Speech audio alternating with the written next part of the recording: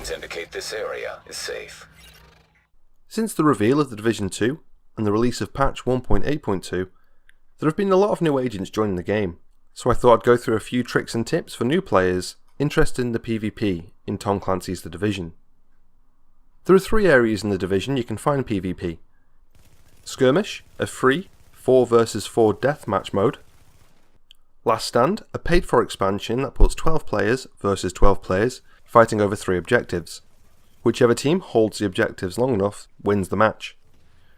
Even though Last Stand is a paid for expansion, personally I think it's much more fun than Skirmish for full on PvP. And of course, there's the Dark Zone, a large, lawless area in the centre of the map. In the Dark Zone, players can gather and extract gear, but other players can flag rogue, allowing them to attack non-rogue players and even steal their loot. But in reverse, non-rogue players can also take to the Dark Zone to hunt down rogues. PvP in the Division can be quite unique and a little bit tricky to get used to, but I hope I can point you in the right direction and give you a fighting chance. To veteran players, some of these tips might seem a little bit obvious, but this has been put together for new players to the game, so if you have any useful tips, leave them in the comments below. The first tip I wanted to bring up is movement. I'm not talking about any chicken dance or cheesy strafe, just basic movement. When playing PvP, you want to avoid standing still at all cost. This is a death sentence. It will always be harder to hit a moving target, so try to keep your opponent guessing by weaving, dodging, and just being unpredictable. Even when you're aiming down sights, try to keep strafing around your target. The second tip? Use cover, don't take cover. This may sound confusing, so allow me to explain. The built-in cover mechanics of the game lock you to a single piece of cover. This gives you very limited movement. Not only that, but you only have a few options available to you to pop out and shoot, making it easy to predict where you'll be. This can make you a bit of a sitting duck. Instead, try using the environment to take cover, blocking line of sight where possible. Scope in, peek around corners to take your shots. This approach is much more flexible and makes you more mobile, and more difficult for somebody to flank you from behind. Tip 3 kind of ties the first 2 together. Try to control the situation. You can't face tank everything, sometimes you have to fall back. This allows you to block line of sight and move to a much safer position.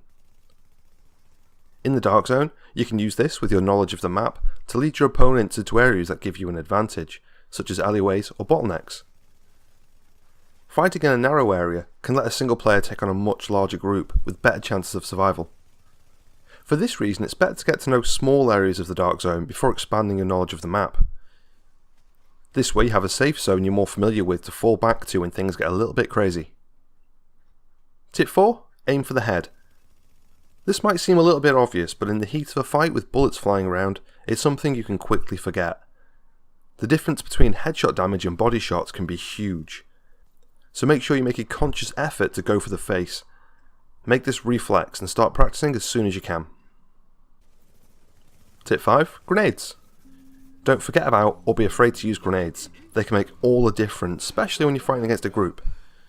There are quite a few variations of grenades at our disposal, so I'm going to go over a few more commonly used in PvP. The first and probably most frequently used is the shock grenade.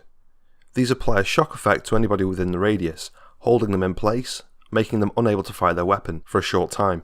These are guaranteed to ruin anyone's day. Then there's incendiary grenades.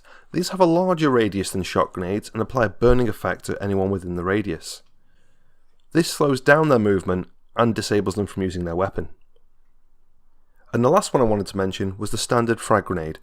These do damage to anyone within the radius and also cause a stagger with a chance of bleed.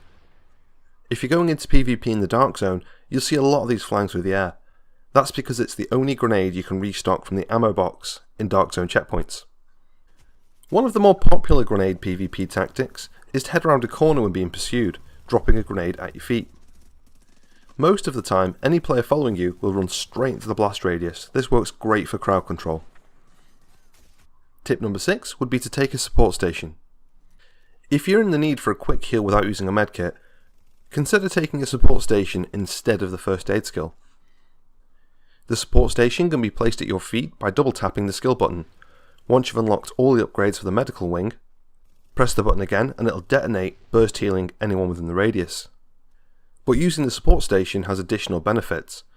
It's currently the only healing skill capable of burst healing while you're shooting your weapon. Where the first aid heal skill and medkits require a character animation, as long as your support station is out and you're within the radius, hitting that skill button another time will burst heal you without the need to stop firing your weapon. The support station can also revive allies and give bonuses depending on the box you've selected. The most commonly used is the immunizer box. This can cleanse bleeds and protect you from shock and fire turrets as long as you're within the radius.